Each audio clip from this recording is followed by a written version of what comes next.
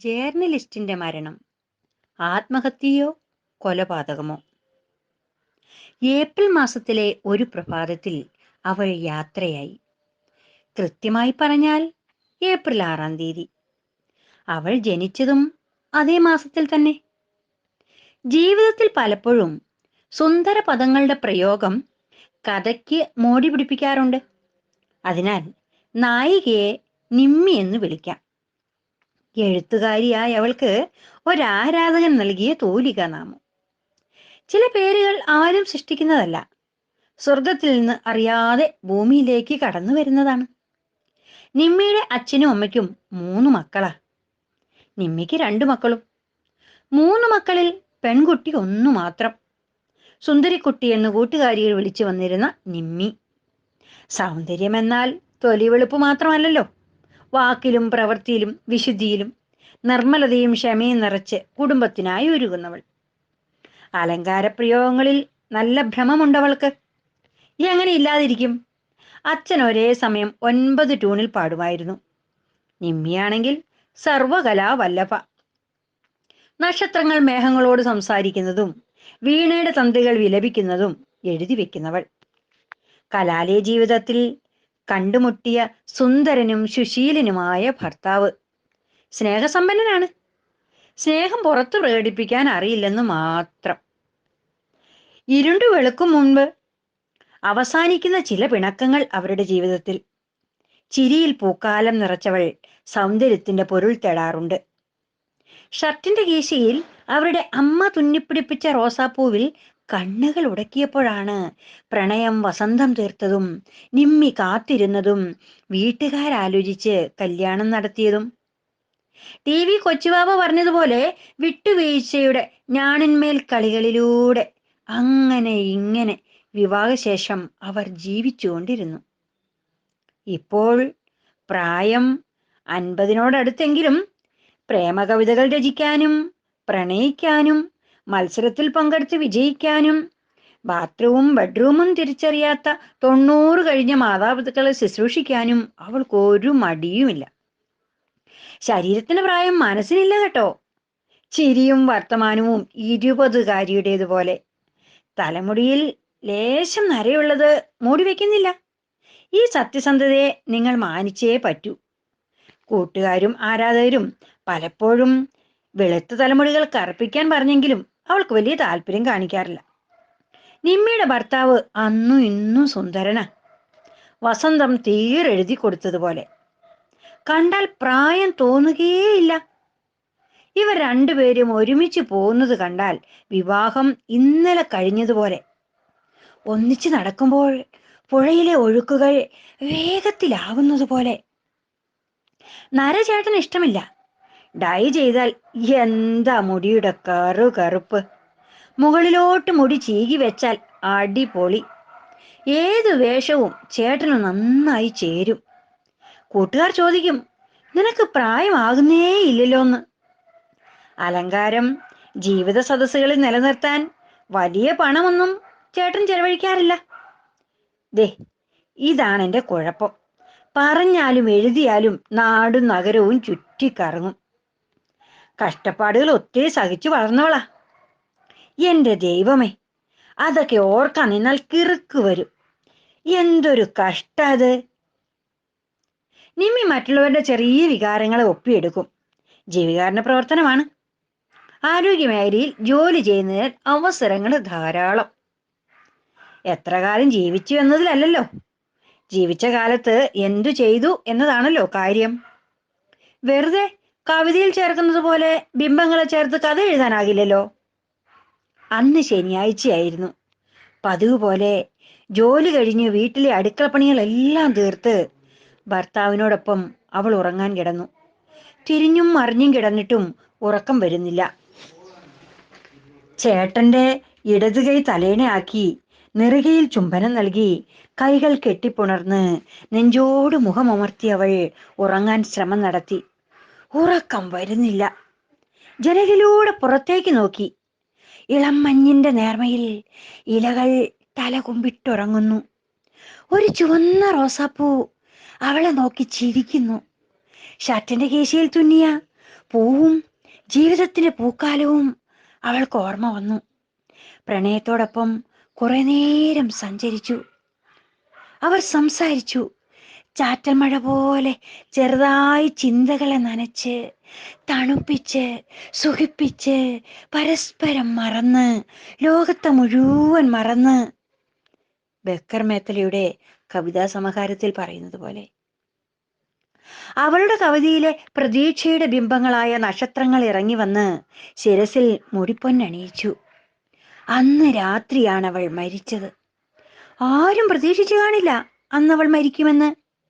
ചിരിച്ചും ചിരിപ്പിച്ചും വീട്ടിലും ജോലി സ്ഥലത്തും വാനം പാടിയായി ഓടി നടന്നവൾ. കോവിഡ് കാലം ആയതിനാലാകാം ഒത്തിരി പേരൊന്നും അവളെ കാണാൻ എത്തിയില്ല. നിമ്മി പ്രതീക്ഷിച്ചതുപോലെ പ്രിയപ്പെട്ട കൂട്ടുകാരി ശ്രീകുട്ടി അടുത്തുണ്ട്. എണ്ണിപ്പാടി കരയുന്നുണ്ട്. ഒരു പാത്രത്തിൽ ഭക്ഷണം കഴിച്ച് ഒന്നിച്ച് ജോലി ചെയ്ത 25 വർഷങ്ങൾ. അത്ര പെട്ടെന്നൊന്നും അത് മറക്കാൻ കഴിയുന്ന കാര്യമല്ല. എത്ര മറക്കാൻ ശ്രമിച്ചിട്ടും കുറെ ഓർമ്മകൾ കൂടെ പോരുന്നു. മനസ്സ് നിറഞ്ഞു കവിഞ്ഞ് ആർത്തലച്ചുകൊണ്ട് പിന്നാലെ വരുന്നത് പോലെ. അതിനിടയിൽ ഫോൺ കോൾ വരുമ്പോഴെല്ലാം അവൾ അതെടുത്ത് മറുപടി പറയുകയും വഴി പറഞ്ഞു കൊടുക്കുകയും ചെയ്യുന്നുണ്ട്. ഉൾക്കണ്ണാൽ വരുന്നവരെല്ലാം ഞാൻ എത്തി നോക്കി. പഴയതുപോലെയല്ല. എന്താ കൂട്ടുകാരികളുടെ സ്റ്റൈല്! കാസർഗോഡുകാർ വന്നിട്ടുണ്ട്. ഓ, ബിന്ദുവും ജാൻസിയും. ശ്രീകുട്ടിയെ കെട്ടിപ്പിടിച്ച് കരയുന്നു. അല്ല, ഞാനല്ലേ മരിച്ചത്, അതിന് അവളെ കെട്ടിപ്പിടിച്ചിട്ട് എന്താ കാര്യം? ദേ, ഇതാണ് എൻ്റെ കുഴപ്പം. മരിച്ച് എന്നെ കെട്ടിപ്പിടിച്ചിട്ട് എന്താ കാര്യം? നിമ്മി ജേർണലിസ്റ്റ് ആയിരുന്നോ? ബിന്ദുവിന്റെ ചോദ്യത്തിന് മുന്നിൽ ശ്രീകുട്ടിയുടെ കണ്ണുനീർ മറുപടി പറഞ്ഞു. ഇല്ല, PDC പഠിച്ചപ്പോ ഇംഗ്ലീഷിന് 2 മാർക്കിന് തോറ്റതാ.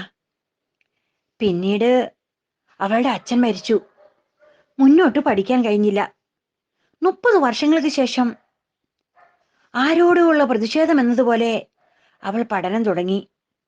ഇപ്പോൾ +2 തുല്യത പഠിച്ച് വിജയിച്ച് ജേർണലിസ്റ്റ് ആകാൻ അവൾ ആഗ്രഹിച്ചിരുന്നു. ഉപരിപഠനം ലക്ഷ്യമിട്ടിരുന്നു. പാവം, എല്ലാം പാതി വഴിയിൽ. അവളുടെ ജീവിതത്തിൽ, അവളുടെ കവിതകളിൽ അവൾ ജീവിക്കുകയാണ്.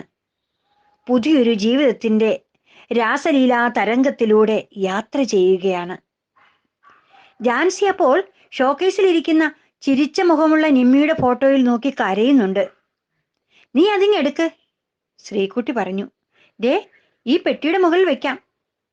ജീവിച്ചിരിക്കുമ്പോൾ അവൾ പറയുമായിരുന്നു, മരിച്ചു കഴിഞ്ഞാ എന്റെ ചിരിക്കുന്ന ഫോട്ടോ എടുത്ത് കത്തുന്ന മെഴുകുതിരിയുടെ അടുത്തായി വെക്കണമെന്ന്.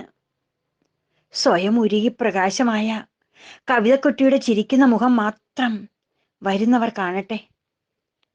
ജീവിതത്തിൽ പല സമയത്തും പല പ്രതിസന്ധിയിലും അവൾ ആത്മഹത്യ ചെയ്തിട്ടുണ്ട്. കുടുംബ പ്രശ്നങ്ങളിൽ കുരുങ്ങി മരിച്ചിട്ടുണ്ട്. മരണമെന്നത് ഒന്നിനും പരിഹാരമല്ലെന്ന് തീരുമാനിച്ചുറച്ചവൾ എഴുത്തും വായനയും കൂട്ടുപിടിച്ച് ഉയർത്തെഴുന്നേറ്റിട്ടുമുണ്ട്. അവൾ ഒരു ഫീനിക്സ് പക്ഷിയാണെന്ന് സ്വയം പറഞ്ഞ് കവിത എഴുതി ചാരത്തിൽ നിന്നും പറന്നുയർന്നിട്ടുണ്ട്. ഒരു തരത്തിൽ പ്രതിഷേധവും മറ്റൊരു തരത്തിൽ പ്രതീക്ഷയുമായിരുന്നു അവളുടെ ജീവിതം. ഓഹ്, പലരും അങ്ങനെയാണ്. കിനാവുകളുടെ കുന്നിൻപുറങ്ങളിൽ നിന്ന് ജീവിതത്തിലേക്ക് അവർ ഇറങ്ങി നടക്കും. ഞാനിങ്ങനെ ചിന്തിക്കുന്നതിൽ അർത്ഥമൊന്നുമില്ലെന്ന്, അല്ലെങ്കിൽ പുതുമയൊന്നുമില്ലെന്ന് എനിക്കറിയാം. ഒരു കുടുംബത്തിന്റെ പ്രതീക്ഷകളെ തകിടം മറിച്ച് മകൾ വീട്ടിൽ നിന്നിറങ്ങിയപ്പോൾ അവൾ മരിച്ചതല്ലേ? അല്ല, അവളെ കൊന്നതാണ്. കൊലപാതകമാണെന്ന് പറയാം. ഒരാൾ വാക്കുകൊണ്ടോ വാക്കത്തി കൊണ്ടോ കൊല്ലുന്നതിനെയാണല്ലോ കൊലപാതകം എന്ന് പറയുക. ഓർമ്മകൾ ആരംഭത്തിലേക്ക് തിരിച്ചു പോകുന്നത് പോലെ. ജീവിതത്തെ ആവശ്യത്തിലധികം സ്നേഹിച്ച് കാട്ടുതീയായി പടർന്ന് അവൾ അതിൽ വെന്തു മരിക്കുന്നു. മകളെ ടീച്ചറായി കാണാനുള്ള ആഗ്രഹം ചിറകൊടിഞ്ഞപ്പോഴാണ്, അല്ല, കല്ല് കമ്മലും കല്ലുമാലയും കൈച്ചേനും മേടിച്ചു വെച്ച് കുട്ടികളെ പഠിപ്പിക്കുന്നത് സ്വപ്നം കണ്ടിരുന്നപ്പോഴാണ്. വെറുതെ വെറുതെ. പിന്നീട് മകനെ ടീച്ചറാക്കാൻ മോഹിച്ചു. ഒടുവിൽ പ്രതിഷേധം എന്ന വണ്ണം തുടർ പഠനത്തിനൊരുങ്ങി. പ്രായത്തെ മനസ്സിന്റെ നൂലിൽ പിടിച്ചുകെട്ടി വാക്കിലും പ്രവൃത്തിയിലും അവൾ +2 വിദ്യാർത്ഥിയായി. ഒരുപക്ഷെ ടീച്ചറാകുമായിരുന്നിരിക്കാം, മറ്റു ചിലപ്പോൾ ജേർണലിസ്റ്റ്. ചിന്തകളെ തിരികെ കൊണ്ടുവന്ന് പെട്ടിക്കകത്തിട്ട് പൂട്ടി. ഓർമ്മകൾ കാടു തീർക്കുമ്പോഴും വന്യമൃഗങ്ങൾ കൂട്ടമായി മേയുന്നത് അവൾ കണ്ടു. അപ്പോഴും പുതിയ എഴുത്തുകാരെ വലിച്ചു കീറരുതേ എന്ന ലേഖനം തുടർഭാഗങ്ങൾ അവൾ എഴുതിക്കൊണ്ടിരുന്നു. ഇക്കാലത്ത് മക്കൾ മാതാപിതാക്കളെ ഇങ്ങനെയൊക്കെ കൊല്ലുന്നതിന് പുതുമയൊന്നുമില്ല. നാടിന്റെ വാനമ്പാടി എന്നറിയപ്പെട്ട നിമ്മിയെ അവസാനമായി കാണാൻ പ്രിയപ്പെട്ടവർ വന്നുകൊണ്ടിരുന്നു. ലില്ലി ചേച്ചി പറയുന്നത് കേട്ടു. നല്ലൊരു കൊച്ചായിരുന്നു, എല്ലാരോടും എന്ത് സ്നേഹമായിരുന്നു അവൾക്ക്. പാവം. അല്ലെങ്കിലും നല്ലതിന് നോക്കി ദൈവം വിളിക്കും. കഷ്ടം. എഴുത്തുകാർ, വായനക്കാർ, മാധ്യമപ്രവർത്തകർ, ഡോക്ടർമാർ, നേഴ്സുമാർ, നാട്ടുകാർ, ആരാധകർ എന്നിങ്ങനെ പലരും വന്നും പോയിക്കൊണ്ടുവരുന്നു. കുടുംബക്കാർ പലതും എൻ്റെ അരിയിലിരുന്ന് ജപമാല ചൊല്ലുന്നത് കേൾക്കാം. ചേട്ടൻ ഇവിടെ ഉണ്ടായിരുന്നു, ഇപ്പൊ കാണുന്നില്ല. ഓഹ്, എന്തെല്ലാം കാര്യം നോക്കണം. എൻ്റെ ഫോൺ ശബ്ദിച്ചു. ഇപ്പോൾ ആരും എന്നെ ശ്രദ്ധിക്കുന്നില്ല. സൈലന്റ് ആയി കിടന്ന ഫോൺ എടുത്ത് നെറ്റ് ഓൺ ചെയ്തു. അഡ്മിൻ ഉള്ളിയാക്കിയ പ്രിയപ്പെട്ട ഗ്രൂപ്പുകളിൽ കണ്ണീർ മഴ പെയ്യുന്നത് കണ്ടു. ചാറ്റൽ മഴ പെയ്ത് നനഞ്ഞതുപോലെ ഗ്രൂപ്പുകൾ ശാന്തം. ചറുപറാന്ന് മെസ്സേജുകൾ, ആദരാഞ്ജലികൾ. ചിലർ എൻ്റെ കവിത എടുത്ത് 50കളിലെ പ്രണയം പോസ്റ്റ് ചെയ്തിട്ടുണ്ട്. ഒരു ഗ്രൂപ്പിൽ അവളൊരു റബ്ബർ മരമാണെന്ന കവിത ഇട്ടിട്ടുണ്ട്. യൗവനവും പൂക്കുന്ന ഹൃദയവും പോസ്റ്റ് ചെയ്തിട്ടുണ്ട്. ഒരു ജേർണലിസ്റ്റ് ആകാത്ത എഴുത്തുകാരിയുടെ മരണം ഭംഗിയുള്ള പോസ്റ്റർ ഉണ്ടാക്കി അവർ ആഘോഷമാക്കുന്നുണ്ട്. ഞാൻ ആരെയും കുറ്റപ്പെടുത്തുന്നൊന്നുമില്ല. കാലം അങ്ങനെയാണ്. ജീവിച്ചിരിക്കുമ്പോൾ തരാത്തത് പലതും മരിച്ചു കഴിഞ്ഞാൽ തരൂ. എനിക്കതിനോട് യോജിപ്പൊന്നുമില്ല. അതുകൊണ്ട് തന്നെയാണ് ജീവിച്ചിരിക്കുന്ന പ്രതിഭകളെ ഞാൻ പത്രത്തിലൂടെയും ചാനലുകളുടെയും പരിചയപ്പെടുത്തുന്നതും സമൂഹത്തെ അറിയിക്കുന്നതും. ഒരു ഗ്രൂപ്പിൽ അവറാച്ചന്റെ അമ്മിണിയും തൊഴിലുറപ്പും മരണക്കിണറും മാലാഖമാരും ഇട്ടിട്ടുണ്ട്. എവിടെ നോക്കിയാലും ചിരിക്കുന്ന മുഖമുള്ള പോസ്റ്ററുകൾ. ഞാൻ ഫേസ്ബുക്കിലേക്ക് നോക്കി. ഹമ്പമ്പോ, മറുപടി പറഞ്ഞു തീരാൻ ഒന്നുകൂടി ജനിച്ചു മരിക്കേണ്ടി വരും. ജീവിച്ച കാലത്ത് മരണത്തെക്കുറിച്ച് എഴുതിയ വെളുത്ത പൂക്കൾ എന്ന കവിതയ്ക്ക് 500-ൽ താഴെയാണ് ലൈക്ക് കിട്ടിയത്.